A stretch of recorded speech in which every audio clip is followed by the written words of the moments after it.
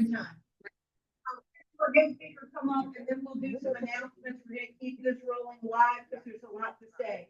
Let me tell you where Miss Dena works is at the Leadership Institute, and she and I worked there together about 10 years ago. She is still there. Who runs the Leadership Institute? Morton Blackwell. Morton Blackwell is also our National Republican Committee man and has been so for 30 years.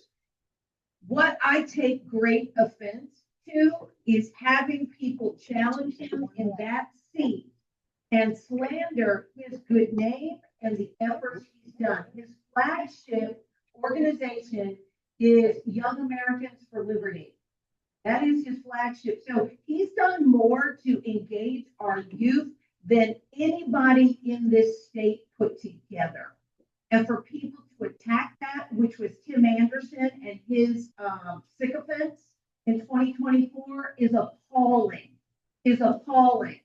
He also has campus reform. That is something he is the founder of.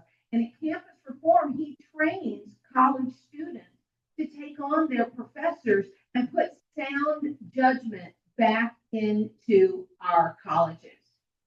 Who's doing that? And he does it nationally, not just here in Virginia. People come from across the globe to go to the Leadership Institute to learn campaign management skills. So he has and I've been to probably all of his classes and have certifications for going to all of those classes. So if anybody wants to know how Waverly learned to do a lot of what I've done, certainly trial and error, but I've worked at the Leadership Institute in their development department, but I also practice their grassroots efforts. And Dena is with the grassroots team. She and I have been warriors for pro-life, warriors for pro-family, and warriors for fiscal responsibility in Virginia, but now she fights it globally, or at least across the nation. So I'm very proud to know her. I'm very proud to have worked for Morton Blackwell. I am very honored to have him as our National Republican Committee man. And I think the people that tried to slander his good name are absolutely disgusting human beings. That said, hey, I love Dena. Let her come on down. Thank you so very much, Beverly. What's the word to say? Thank you. I appreciate that. I appreciate your love of Leadership Institute. I am happy to be back here. I was once a member of the Virginia Tea Party, so happy to be back and wonderful to bring some good news to you all. The good news is that we've got elections and they are all win. And so today we're going to go over some of the psychology of how people think and choose, and then how can we make a few little changes to our messaging to help people understand why they need to vote the way we want them to vote. Now, Leadership Institute, by the way, hold on. Let's see here. No, not there. There. You want to change something? Oh, it helps if I turn it on. I've only been knowing it for 10 years. We've already learned who Morton Blackwell is and who Leadership Institute is. Just know that we are a 501c3 nonpartisan nonprofit. We have open admissions. We do not support or endorse or oppose candidates or propose legislation or political parties, and the faculty views, not necessarily the views of the Leadership Institute. Now, tonight, I'm going to be speaking to you all is if hypothetically we wanted no votes on these amendments. If you want a yes vote, you just flip around everything I say and do the exact opposite. It's that easy. It's a psychology. What I'm teaching you, it's philosophically neutral. So you can use everything I'm teaching you tonight and just flip it on its head, and then bam, it makes it nice and easy. So I want you guys, this works best if we've got a little audience participation. I'm going to start off by asking 4 questions. Question number 1 is, here in Virginia, do you want abortion on demand with taxpayer funding through all 9 months of pregnancy with no restrictions, no limitations, and no health department inspections of the abortion facilities? On the count of 3, shout out your answer. 1, 2, 3. Okay, excellent. I forgot most of my other questions. That's okay. Question number 2 is, do you think we went out on the street and asked the average person, Are you pro-life or pro-choice? Or the same question about abortion on demand through all 9 months, no restrictions. Do you think they would answer the exact same way as 100% of us did? 1, 2, 3. No. Now, the next question is, why do you think they would answer differently? I got ignorant, fear, mainstream media, and what was the other one? They're Democrats. Excellent. Okay, now my last question is, I asked all of you all 2 questions. You had immediate answers for me. I asked a third question, and you had some answers. Took a little longer, and everybody had a different answer. What took longer, to come up with your answer to the first 2 questions, or to come up with an answer for the third question? Keeping in mind that some of you all didn't answer the third question at all. No, you answered it, but what was faster, your no or the answer? He says it's the same. I know, because he's hardline, that's okay. But some of y'all didn't even answer the third one yet because you're still thinking of an answer, right? The third question I asked was a reasoning question. The first 2 questions I asked were intuition questions. The other question, why do they have a different answer? It's because they've got different intuition. And that's what I want to talk about first, because when we go to make any decision, 90% of your decisions every day are made based on your intuition. You don't even realize that your experience and your education are shaping your intuition, your decisions, your gut reaction. This comes from an author named Jonathan Haidt. And he says that your intuition is shaped by your education and your experience. That's why we all have a different, when I said why, we got like 6 different answers to the why question. It's because your experience and your education, her experience and her education said they're ignorant. His experience and his education said they're Democrats. Somebody just said that's the same thing. I know, I'm a 501c3 nonpartisan nonprofit. That's okay, you can say whatever you want. Anyway, good answer, by the way. Excellent joke. Your intuition shapes how you feel about issues, and it determines your gut reaction. It is judging, it is choosing, it is automatic. You can't control where your intuition goes to. You're jumping to a conclusion, it's your gut reaction. The third question I asked, the why question, that was a reasoning question. And basically what I was doing was making you go through all of your memory banks to look to see what patterns, thank you, what patterns have I learned through the years that match, I've got water in here, you're good. What patterns have I learned through the years that match the answer I just came to? And that you're looking through your memory banks, because you've got file folders of memories in your head, and trying to come up with something that's acceptable to say. Now, in this crowd, it is completely acceptable to say they're stupid, they're ignorant, they're Democrats. If we were sitting at a city council meeting and I had asked that question, some of y'all might not have answered quite so well, right? Or you would have thought twice about it. He still went out. I know. I'm just saying. No, I've not been to a Republican Party of Virginia Beach meeting lately. I know. I heard all. I saw Allison's live stream a little bit. Okay, so it's the reasoning question. It's persuading. It's explaining. It's conscious thought. You don't actually think through your decisions until you're forced to think through your decisions. Most of your decisions every day, you just make the decision and you go with it, and you don't think through the ramifications, and you don't think through, why did I choose that? This is what happens when people go in to vote. They go in and they just jump to conclusions and make the decision. And they're like, I know that my family is a union family and we always vote Democrat. And I like President Obama and I can tolerate her laughter. I'm voting Democrat up and down the. Or I know that my family has a small business and we care about taxes and we went to the Tea Party rallies. I'm going to vote Republican up and down the ticket. Most people don't think through why they are voting for the different candidates. So we need to think better about how do we persuade people and get them to think differently. Get them to have a different gut reaction to when they go to vote. Let's put it like this. Jonathan Haidt said in his research, he said, your intuition is like an elephant. Your reasoning is like a rider on that elephant. Now, this is me on an elephant. There was water over here. There was a river over there. If I was on that elephant, when I was on that elephant, if that elephant got thirsty, where was the elephant going to head to? The river. That is correct. I've not had a single audience get that one wrong yet.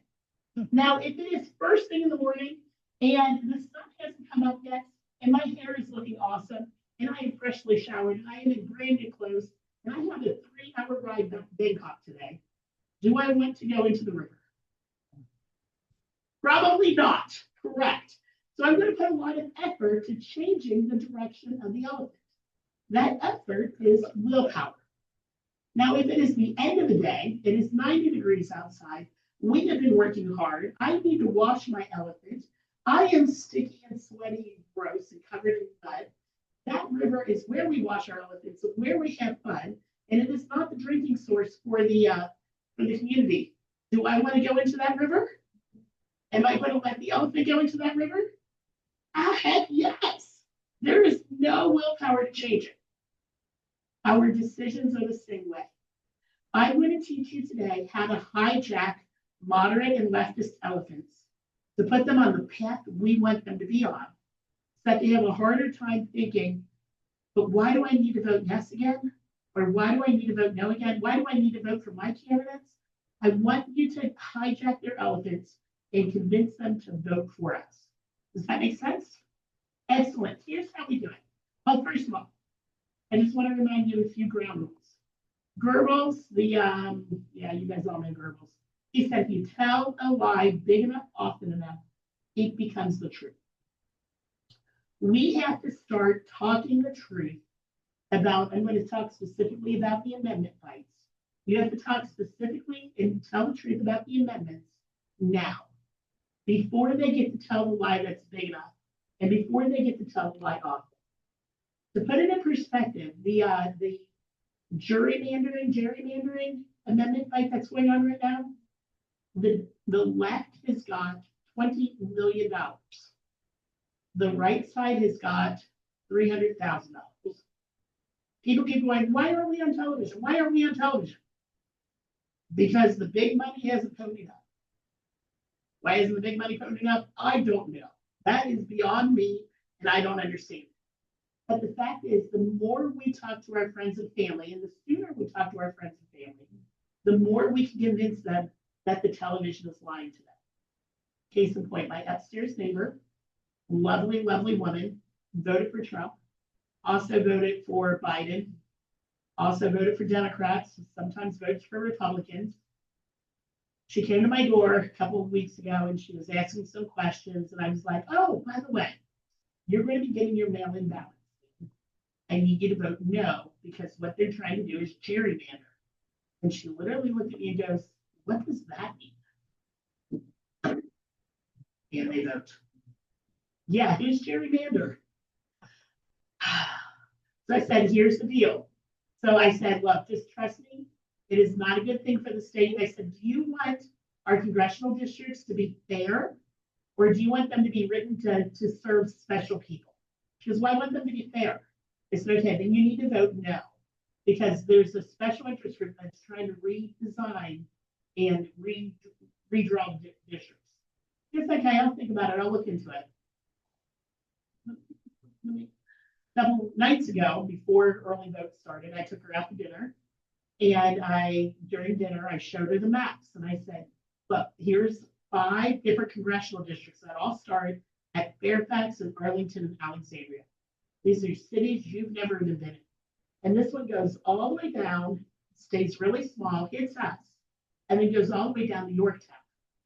So do you think somebody that lives in Arlington should be allowed to control the congressional duties for people that live all the way down in Yorktown and for us? She goes, no, I don't think that's right. I said, exactly. So that's what gerrymandering means. I don't think it's fair what they're trying to do. Do you? She goes, no. I said, good, then you need to vote no. And then the day that the ballots arrived in the mail, I texted her a picture and I said, remember to vote no, because we don't like this, right? She goes, that's right. Yes. Got her vote. Okay. So I had to get in front of her to get in front of the lie before it became big enough to become the truth. Does that make sense? The next thing is, if somebody believes the lie and you challenge them too strongly, their amygdala will react in fight or flight. And if you start fighting, if they go into fight, angry elephants cannot think rationally. Now, I don't know about you, but I get a lot of pro-life propaganda on my Facebook pages, and at least it's pro-life stuff. But I've got friends across the country, some of whom like holding up what they call victimhood pictures. I don't like them. Whatever. But they like going on college campuses and holding up pictures of the dead babies. And then they post on Facebook videos of them being attacked. Because what they're doing is fundraising off of these videos. That's fine. But do you think they changed anybody's mind? The people attacking them? No. If you trigger somebody's fight or flight, no matter how nice and calm you remain, but you don't understand. Gerrymandering is bad, but you don't understand. Felons could already get their voting rights back. But you don't understand. We should not have men in women's prisons. They are going to just fight you. And not only are they going to fight you, they're going to dig themselves into their position deeper and deeper and deeper. Because they need the psychological protection, the immune system that I am right and you are wrong because you made me.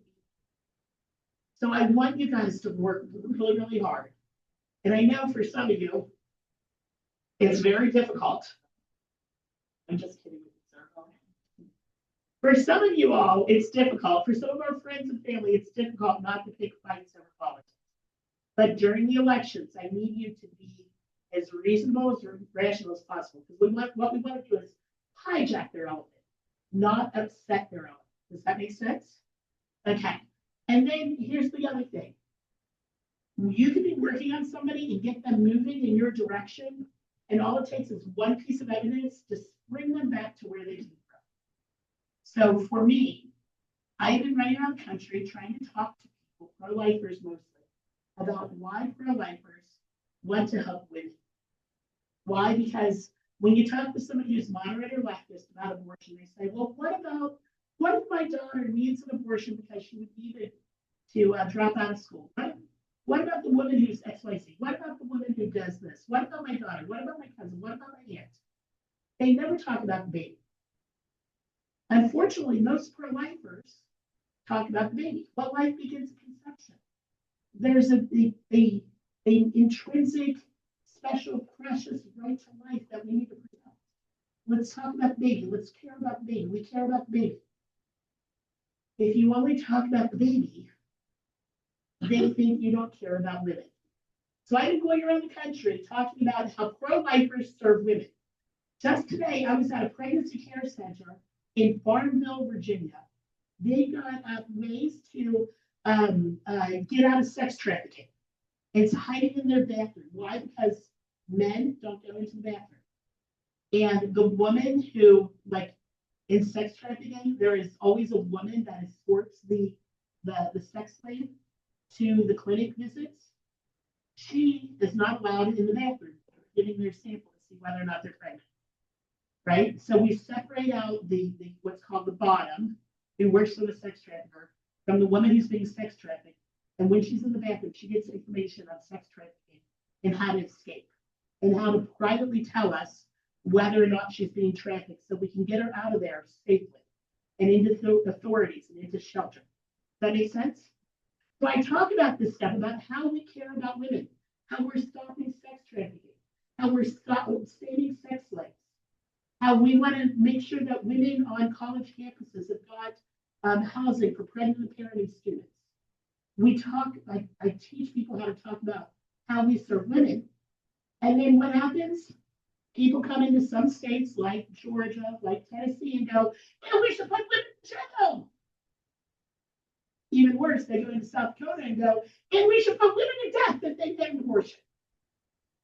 If you are on the steps of the state capitol talking about putting women to death because they had an abortion, they're not saving babies. Yeah, no, exactly. You get it. You get it. Some of you all might disagree with me, and that's okay. But here's my point.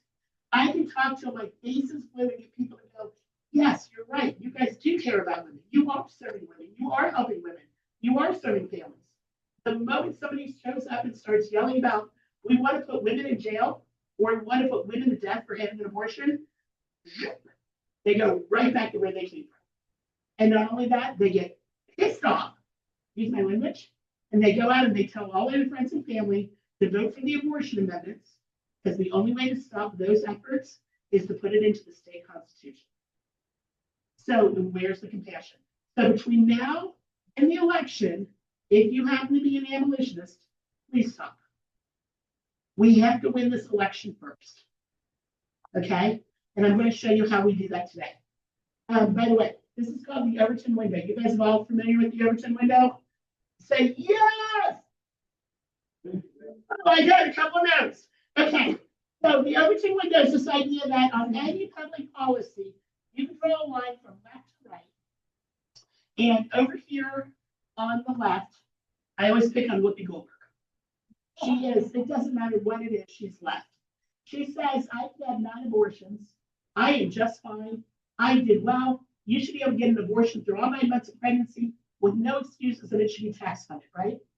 Now, beyond Whoopi is Peter Singer, who is an ethicist. And he says that because the baby is completely reliant on the parents, and it does not have any social consciousness, it can be killed up to age 3. It can be aborted up to age 3. It is disgusting.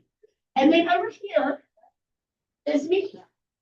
Personally, I believe in no abortions except to save the life of the mother. I'll get to that point in just a moment. And then over there are the people that say, "Hey, let's put women to death if they've had an abortion." And by the way, they do exist. They're in Georgia right now. I've got the tweet to prove it.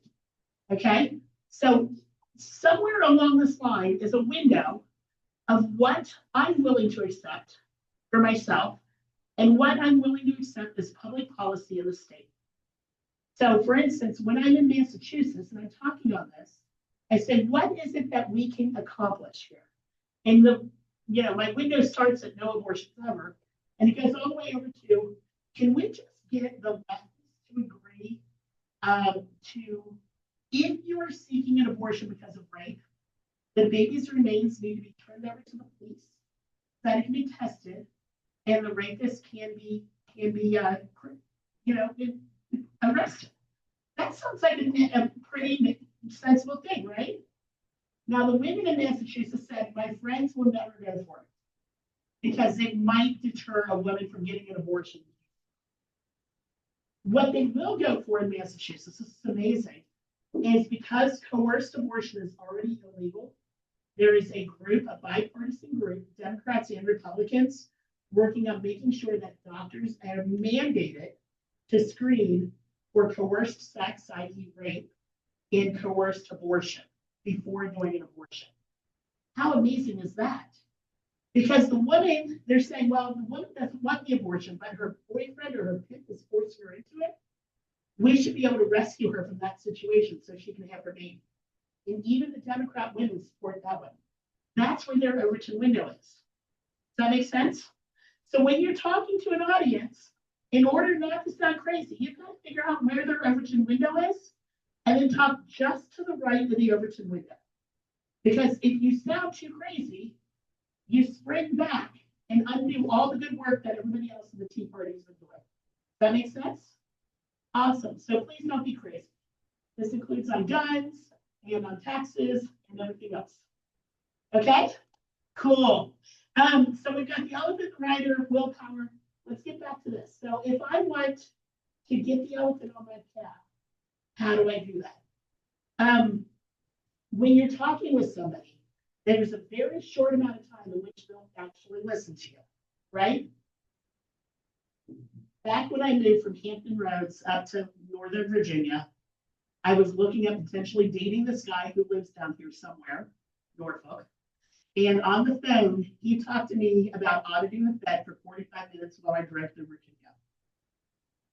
And at minute 35, he stopped himself and goes, wow, no other woman has ever let me talk about auditing the Fed for this long.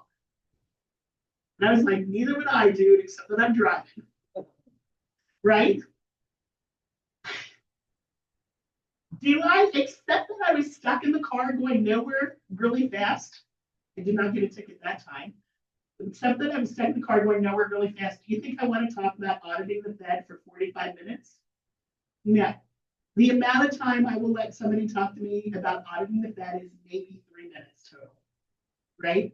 And so the same thing with abortion, the same thing with redistricting, the same thing with restoring felon rights, the same thing with the marriage amendment. The time that they are willing, that our friends and family are willing to listen to us is very limited. So we have to figure out how do we quickly hijack their elephant and how do we keep them from going into fight or flight? One way to do that is to tell stories. Stories calm that amygdala that cause that fight or flight. And it lets people start to think about and process the information that you're giving them. So after I get through with some of this background information, we're going to see if we can come up with some stories to ask people to vote however we want them to vote on these amendments. Does that make sense? That's where we're headed with this. Okay, so Jonathan Haidt, in his research, he said that we communicate 6 different ways. Caring versus harm. We want to be seen as people who care. We despise those who cause harm. Fairness versus cheating. Again, we don't want to be cheaters. We want to be the fair side. Sanctity versus degradation. The idea that some things come from God and should not be defiled. It also goes for, they don't have to come from God. If you're talking with an atheist, this still applies. When I'm talking to my secular audiences, I talk about when I used to work at the Cincinnati Zoo and I would eat mealworms to gross little kids out. Like living mealworms, because they're delicious and they taste like buttered popcorn. And when you bite down on them and their abdominal juices shush across your tongue, it's delicious. And by the way, make sure if you ever do this, if you're out fishing with your buddies and you do this, chew up the head really, really, really well. Otherwise, it will crawl out in the middle of the night. I violated her sense of sanctity. Yes, awesome. Authority versus subversion. Yes, they do cause acid reflux, so they don't go down quick. Authority versus subversion.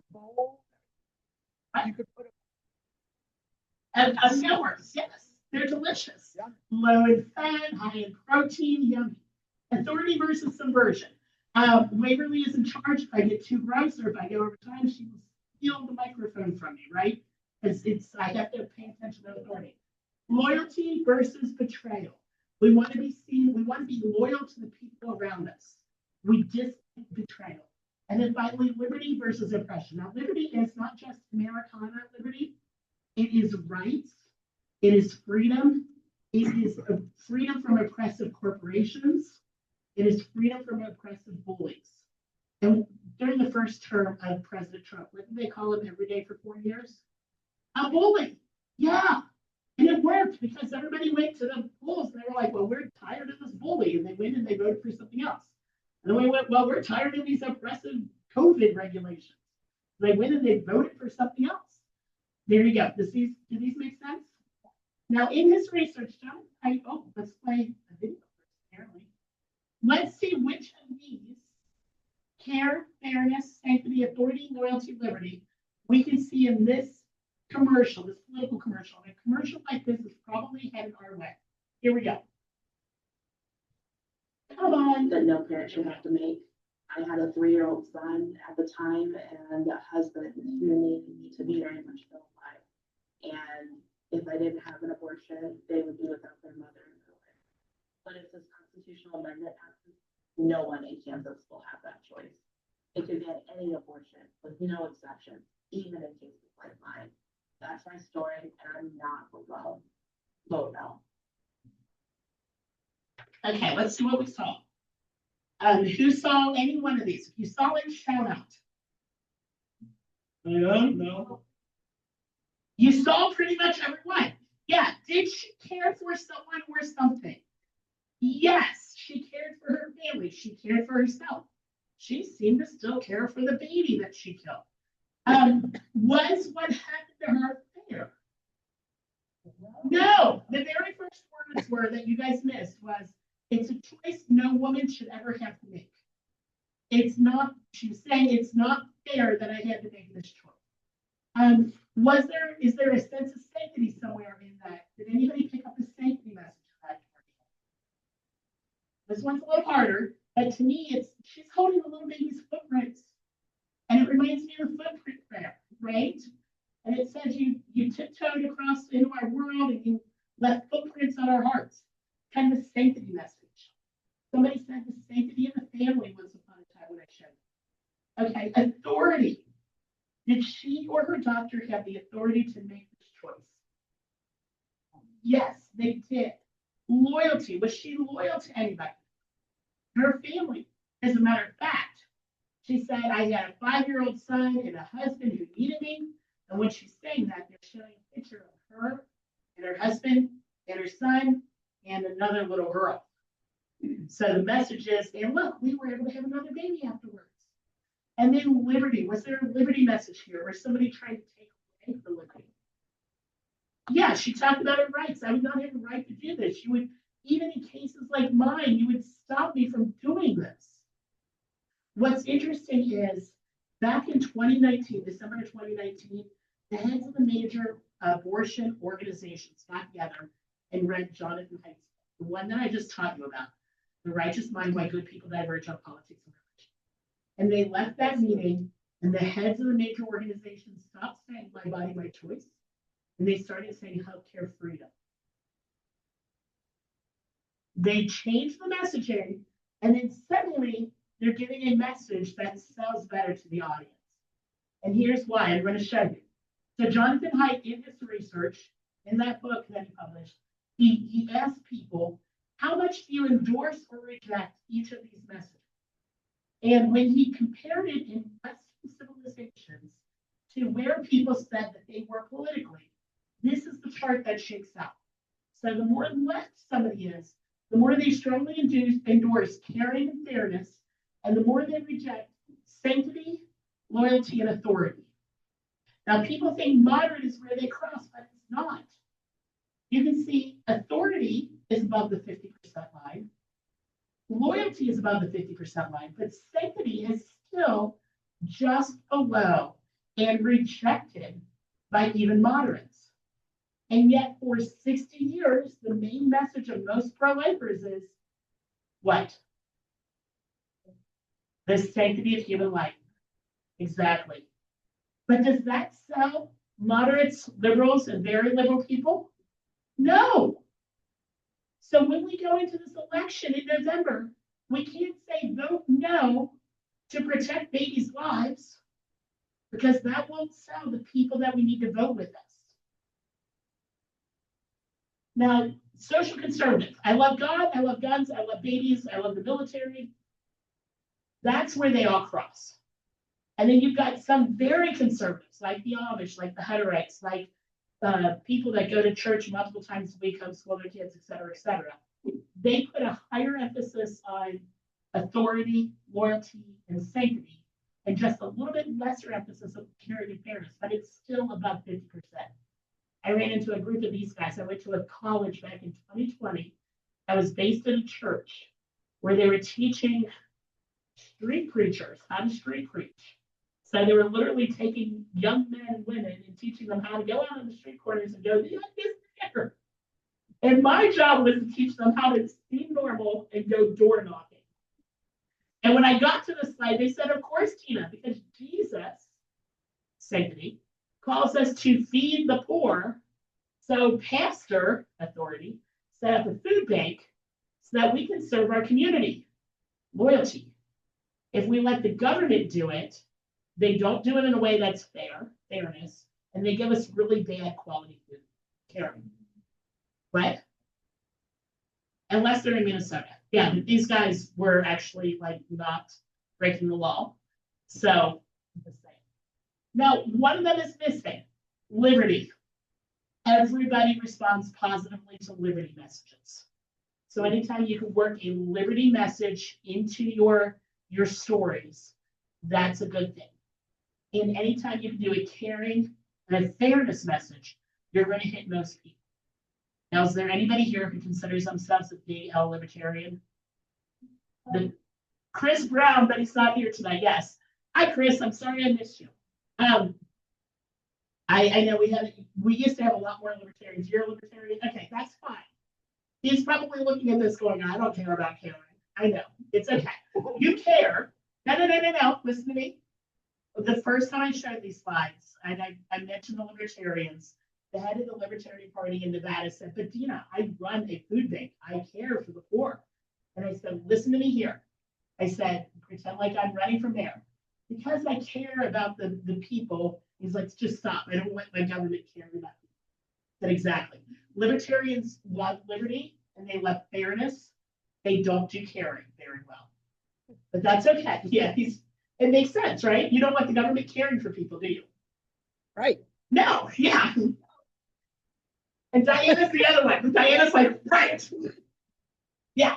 So if you're talking to the libertarians, liberty and fairness. If you're talking to everybody else, caring, liberty and fairness. Does that make sense? Awesome. Okay, here we go. Here's another video. We're going to see which ones we can see here. Nature, which was forced into a late-term abortion. Because of the doctor's mistake, I survived, but my twin did not. I was left broken and hurt. Late-term abortion is real, and so is the pain. But the pro-choice industry wants it right up to birth. Abortions that are too late, too painful, and too extreme for Ohio. Will you stand for victims? Please say no to late-term abortion in Ohio. We'll probably have commercials featuring Claire here. Okay, so did the abortionists try to take away her rights, her freedom, her liberty? Yes. Yes, absolutely. Did the abortionists care about Claire and her sister? No. Was what happened to Claire and her sister fair? No. This commercial beautifully displays those messages. And then you also have these side messages.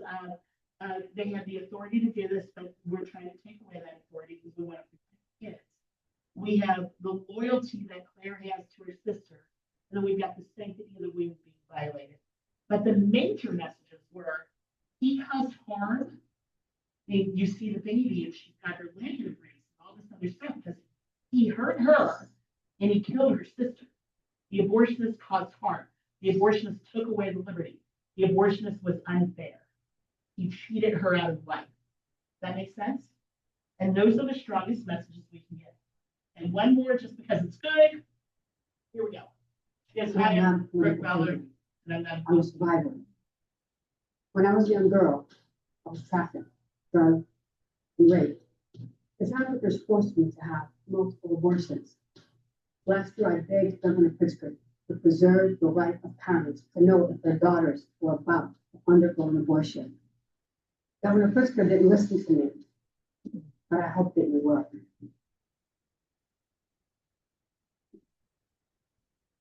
She loves those kind of commercials. Like all the women on this side of the room are like, ooh, let's go stop the abortionist to protect the kids that are being sex trafficked.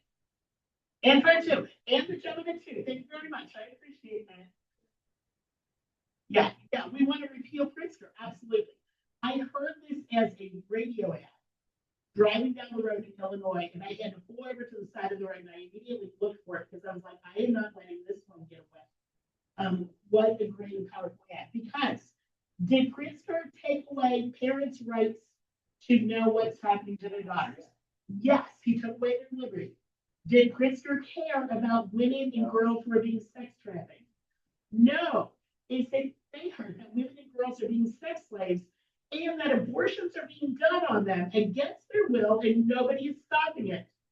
No. Excellent. Thank you, sir. Good job, guys. See how we use those? Okay. So now if we're trying to persuade somebody on any one of these issues, we can go, okay, so let's just take the abortion one. I can sit down with my pro-choice upstairs friend and I can say, hey, look, I need you to vote no because abortion is murder. Does that go up the rejection side or the acceptance side? Oh, she's going to reject that. Very good, guys. Excellent. We'll be here all night trying to fight with her, and she's eventually going to give up and dig in and get mad at me, and then she's going to go vote yes and tell 10 of her friends to vote yes, right? Okay. So if I say to her instead, like, I think back to who she is and what I know about her, I know she's got a daughter. So back when your daughter was a teenager, and I go to her worst case scenario in her head. Back when your daughter was a teenager, if she suddenly found religion and started going to church, would you want, if she fell in love with her youth pastor, would you want him to be able to take her down to get an abortion to cover up their relationship without you ever knowing? And she looked at me and goes, no, I would want to know about that. I said, then that's why you need to vote no. Because this amendment, the way it's written, it says it applies to any individual. The individual, somebody at any age, can make the decision to have an abortion. Be a 9-year-old kid. Let's not go 9-year-old because that's outside that Overton window. And everyone goes, well, of course the 9-year-old needs to have an abortion. Go 14-year-old, 15-year-old. Okay. And I'm speaking at a pregnancy care conference next week, and I gave them that example. She goes, we're going to have a lot of pastors in the thing. I said, okay. When your daughter was 15 years old, would you want her boyfriend's father to force her to get an abortion by putting her in his car, kidnapping her, and taking her down to the abortion facility and getting the pills and forcing her to take them in front of him before returning her to your house? Would you guys? No. Right? Your child cannot even get an aspirin at school for a headache without your permission. Do you want the school nurse giving out abortion pills? No way.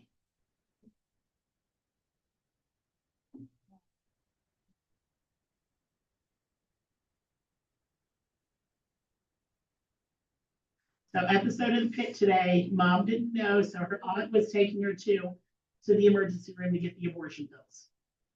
And did they give them to her? Good. Because of course they don't know how abortion actually destroys the woman's life. But that's a whole other story, a whole other episode. Okay, does this make sense? Find a way to get them to that no vote quickly. But then they're going, but I thought I wanted to vote yes on this. Go ahead.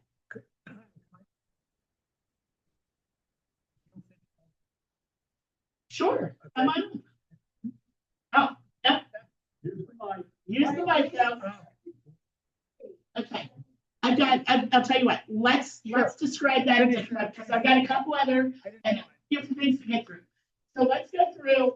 We've got the gerrymandering amendment, we've got the radical abortion amendment, we've got the marriage amendment, i.e. the chosen gender amendment that fell off my screen, and the felon rights voting restoration amendment. No, well, right now in April, we've only got the gerrymandering.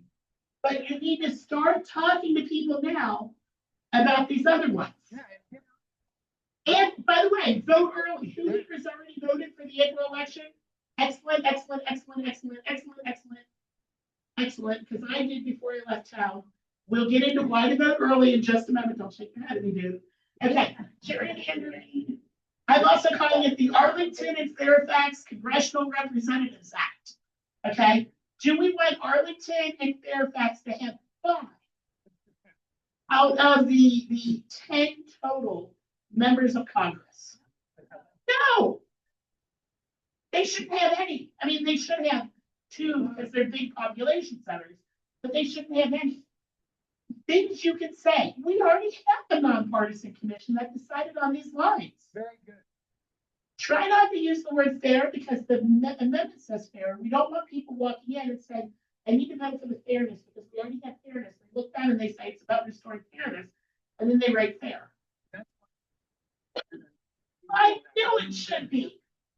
I know of a woman, an elderly woman who went in there planning on voting no, read it and goes, oh, wait, I got mixed up and voted yes. Because I know. Okay, so, and that's why we need to ask no questions. So should 5 of the state's congressional representatives come from a 20 square mile area in Fairfax, Arlington, and Alexandria? No. No. Should we do away with our nonpartisan commission that already builds the maps in a way that's good? No, exactly. And do you want Virginia's member of Congress to be 100% freshmen, but nobody's got any seniority? No. Okay. Yep. Here you go.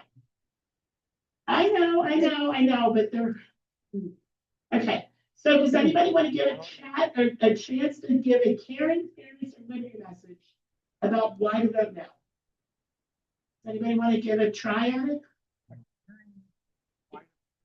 Yeah, a caring message or a fairness message. But yeah. You got an idea? No, you don't have an idea. Okay, save it for later. Yeah, go ahead.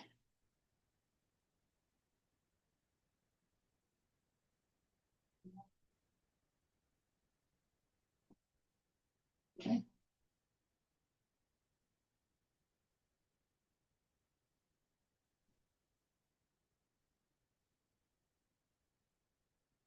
Okay, for those of you watching at home, she said, how about you should vote no because you won't have representation and they already get all the money up in Northern Virginia and they don't need to be spending, controlling more of what comes into our state. Excellent. Yeah, now let's phrase that in a question. I get them to vote no. Do you want the people in Northern Virginia to be the only ones controlling how money flows into our state? Shout it out like you believe it. No. Excellent. Here's what I heard today, and I was like, this is excellent. Our former Attorney General said this. Hampton Roads' economy, it relies, 40% of it relies on the military. Right now in Virginia, we've got one member of Congress who's got seniority on the Armed Forces Committee. If you vote no, that member will go away. Should Virginia have 0 members of Congress with seniority on the Armed Forces Committee? No. Then you need to vote no on this, right? There you go. Let's talk about the abortion one for a moment. Okay, so the messages that work for the abortion, it's too much, it goes too far, it's too extreme. That message resonates with men. So the ones that we need to vote the ones that we need to vote mostly on this, if you're looking for a no vote, is the men. If you're looking for a yes vote, you need to get the men to vote. So you just flip it over and go, it's not too far, it's not too much, it's not too extreme, right? I told you, everything you could be flipped on its side.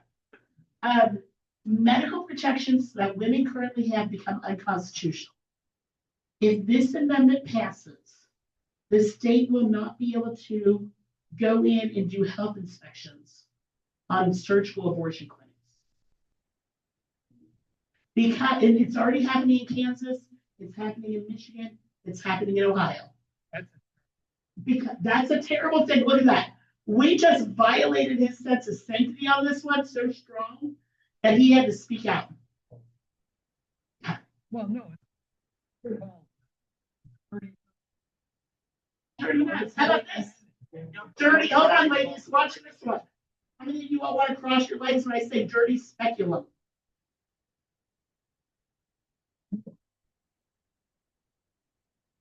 Okay. Kelly Lester, who used to be the office manager of an abortion facility in Richmond, said that when the state was doing a surprise inspection on a Friday, they would get a call on Wednesday morning, and they spent Wednesday and Thursday getting their records in order and cleaning the facility from top to bottom. The Gosnell Clinic in Pennsylvania was never inspected in 30 years. And when they finally went in there, they found that the machine that cleans the implements was broken. And they were using dirty instruments, unsterile instruments on women. Yeah, in Indiana, they didn't inspect the clinic for so long that the man had kept 3,000 fetuses and embryos in jars. They were in the freezer, they were in the closets, they were in the bathroom, they were in the trunk of his car, they were in the attic of his house. They only found this out because he died of a heart attack. And then they went in to clean out his clinic and they found all this stuff. Do you want Virginia's medical abortion facilities to go, should the health department be banned from inspecting Virginia's abortion facilities? No. Absolutely not. Then you need to vote no. If it's a medical facility, it needs to be inspected. And yet, if this passes, if you vote yes, your nail technician will be more inspected than your abortion facility. You're a tattoo artist.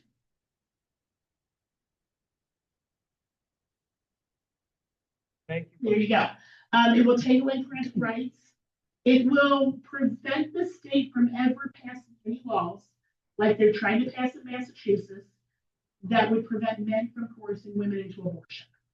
Or like they had in Florida, where if a woman is suspected of being sex trafficked, before the abortion, the authorities are called, she's separated from the traffickers, and she's asked, do you want to go through with this? And do you want to get out of this lifestyle? That is a good law, right? We won't be able to pass that law here in Virginia to protect women, to protect sex slaves, because it will interfere with and delay the abortion. An abortion she doesn't even want in most cases. And if you're going to talk about the baby, don't talk about the little babies. Talk about the big babies. They'll feel pain during late-term dismemberment abortions. Yes, ma'am.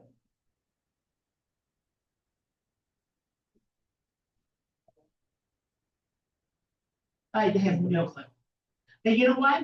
One woman forced into sex slavery is one too many. And I guarantee you it's happening. I found out 2 years ago, when I found out what sex slavery really looks like in some cases, the icky boyfriend of the older boyfriend of the high school student who convinces her to do things with his friends. I went, oh my God, one of my best friends was being sex trafficked and I never knew. Do I have evidence? Do I know that she was sex trafficked? No, but that is exactly what her boyfriend was doing. He convinced her he wanted to be a photographer, and I need you to be my model, and I need you to model with my friends, and I'll do things with my friends because they can teach you tricks and tricks to please me better. And yet, there will not be an opportunity at the abortion facility when he takes her in to get the abortion for her to be separated from him and say, are you sure you really want to do this? Are you sure this is a healthy relationship?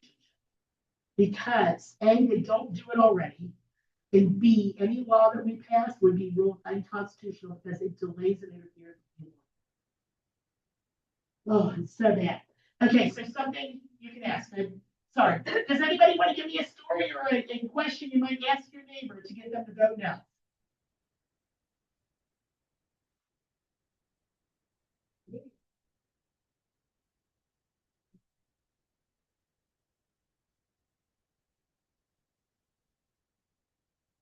Okay, so she said, if you don't think a baby is not quite human, then you probably don't think women are, because this is a direct threat on women. That's good. However, we want to stay away from talking about the baby, because when you talk about the baby, they go, well, you only care about babies. You don't really care about women. Okay, so let's try again. Yes.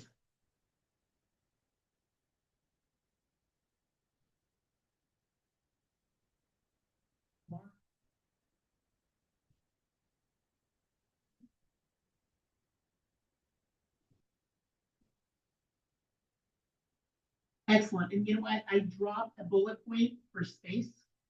She said the reality is the pro-abortion gang markets the abortion as healthy for women, but none of them are there to see the aftermath. aftermath. I would be shocked if your television show ever went back to see that girl suddenly having behavioral problems, suddenly getting sad, crying on the anniversary of the abortion, crying on the anniversary of when she should have given birth, crying on the anniversary of when she found out she was pregnant, becoming suicidal, falling into deep depression. Abortion is linked to mental health disorder. Abortion is linked to causes suicide ideation, especially coerced abortion causes suicide ideation. I couldn't save my baby, life is not worth it. Abortion causes future infertility. Abortion causes future low birth rate. Abortion causes premature birth. Abortion is not healthy for women mentally or physically. And so you can say, should the state have a website that gives should women get full medical informed consent before having an abortion? Now let me rephrase that as a no question. We ask questions are so much easier. Okay, so my nephew had his appendix out the other week, and my sister had to sit for 30 minutes to learn about what the procedure was going to be, what the risks were, and what the post-op was. We know that that does not happen at abortion facilities.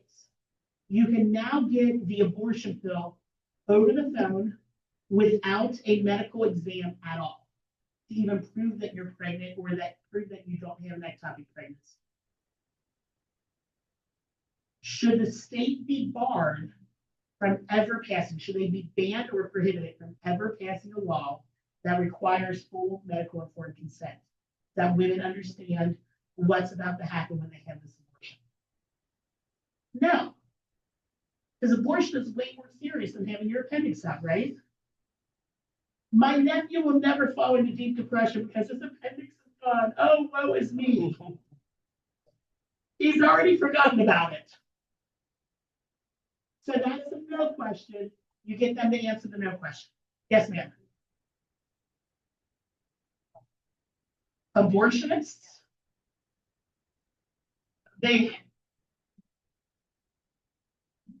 that's a whole nother long story.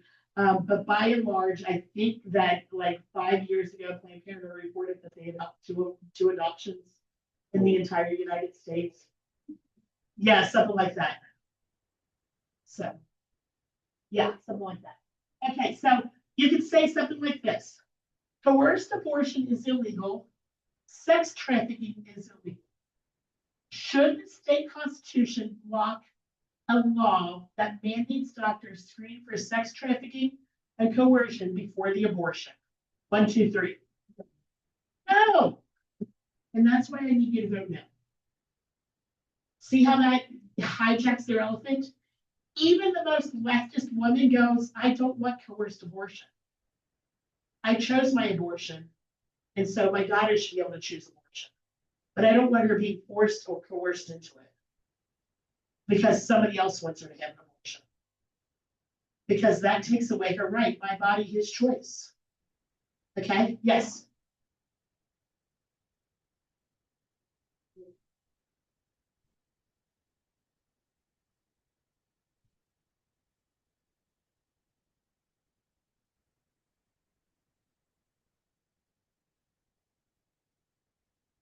There you go.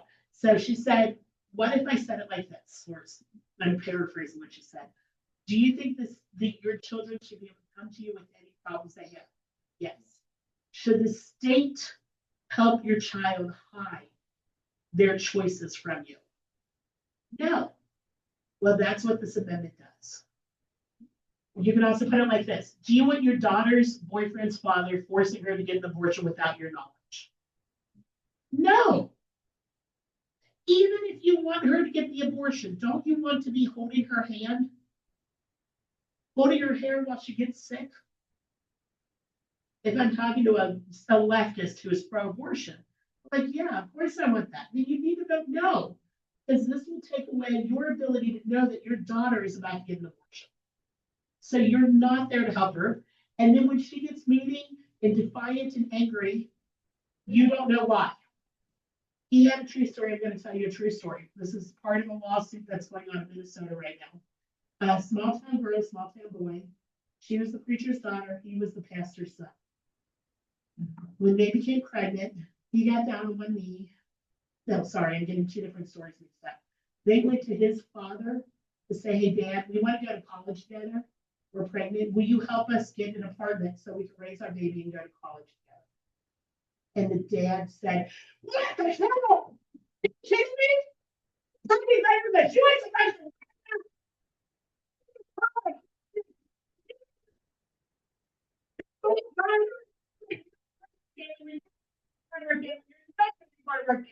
Get in the car now. You go to your room. You are grounded. And she got into the car and he drove her to the big city, Minneapolis, and he paid cash $600. And she signed her rights away while crying and saying, but I want my baby, but I want my baby, but I want my baby. When they took her back, they said, how are you feeling? And she goes, but I want my baby. And they go, of course you do, but here, drink this and it'll calm you down and it'll all be over soon. And then they aborted her. And he brought her back in and he had her call her parents and say, you're going to spend the weekend with us at the lake. Mom and Dad, I'm spending the weekend at the lake. No, this was the banker. The banker did this to the pastor. And then he said, remember, if your family finds out about this, the whole town will know. And if the town knows, your dad will lose his job because they do not want somebody whose children are amoral teaching them morality.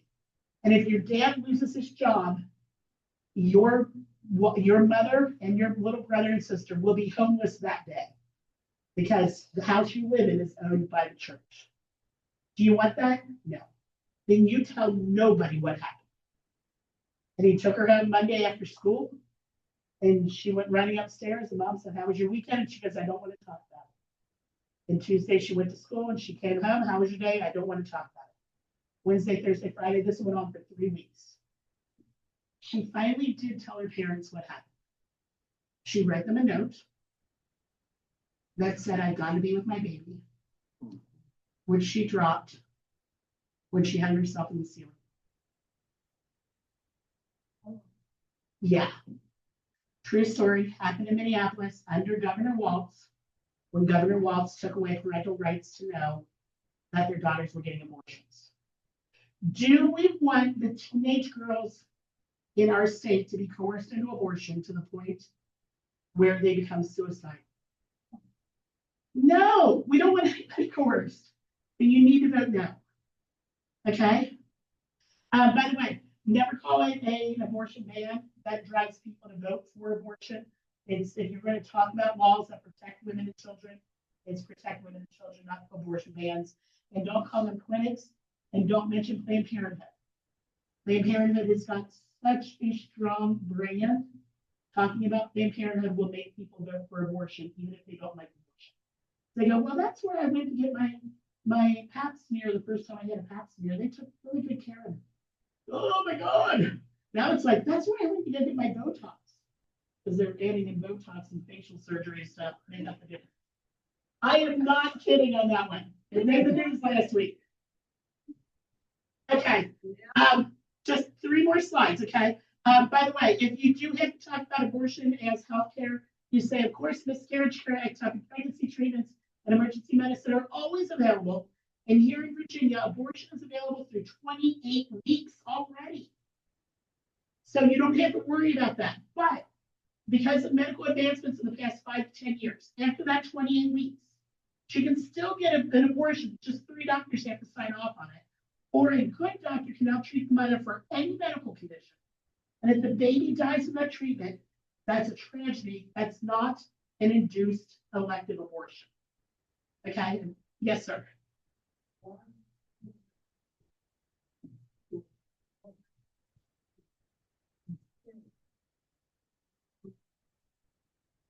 Why don't we have, they do, here, oh, don't even get me started. My first job out of college was absence of marriage education. That more than 50% of people seeking abortion were on contraception. contraception fails, and especially contraception fails with teeth. So you can't just give a kid a class about here's how to put a condom on a banana, or here's how to take your pills. By the way, the pills will change the woman's head so that she becomes mentally ill and fearful and all this other stuff. It's crazy. Okay, if you're going to do the marriage one, you're going to talk about, let's move on to the marriage one for a minute because everybody's looking at her watch, and so am I. I'm already at the 55-minute mark, and I was only supposed to go 50 minutes. Sorry. The last three things. If you're going to do the marriage one, you talk about how the marriage amendment puts gender and sex as separate issues into the state constitution. It is not about marriage. It is about separating gender from sex in the state constitution. Because once they're separated, guess what they get? Whatever they want. They get men and women's bathrooms. They get men and women's locker rooms. They get boys and girls sports. They get men in women's prisons. Well, I mean, you might want to go to prison, pretend like you're a woman. I do not want you in my prison cell. Okay? No, he doesn't. No, she doesn't. She can wear her mustache and her beard. Sorry, mustache. He's got the beard. He's got the beard. She's got the mustache. Okay.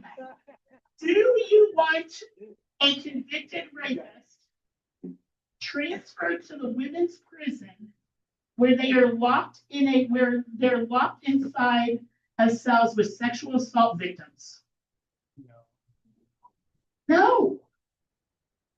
Can you just imagine if your daughter had to spend the night in the drunk tank with a man in a skirt? And when he starts attacking her and she's yelling, help, let me out, and everybody ignores her, because guess what? All of the prisoners yell all night long. No, let me out. And yet, if this marriage amendment passes, that's what will happen, because all it takes is a leftist judge to say gender is a protected class in our state constitution. And because your gender is now female, I can't put you into the men's drunk tank.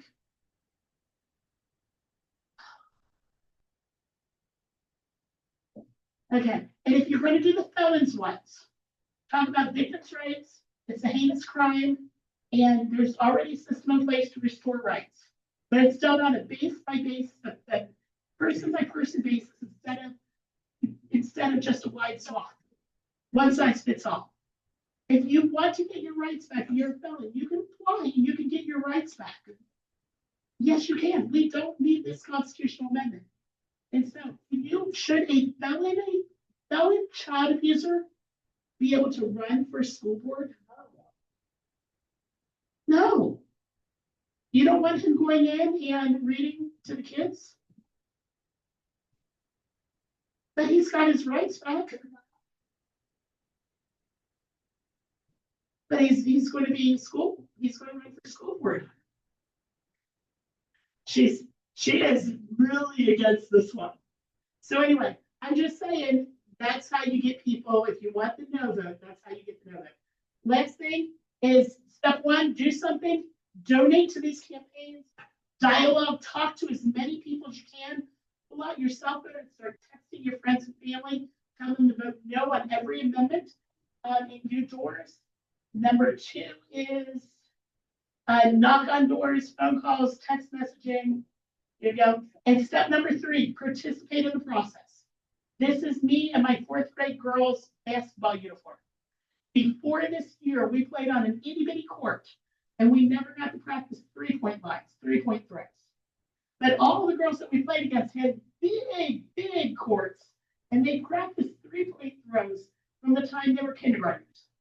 So when they opened up our brand new gym and we now hit a 3-point line, do you think we tried to shoot 3 points?